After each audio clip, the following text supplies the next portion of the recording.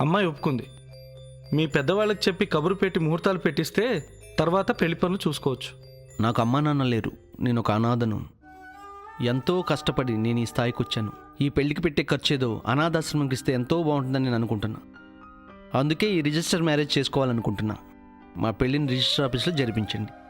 ఉంటానండి. చాలా సంతోషం బాబు. వస్తానండి. మంచిది బాబు. గోల్డెన్ బాబు, మొత్తానికి అనుకున్నది సాధించావు. చెప్తా నీ సంగతి.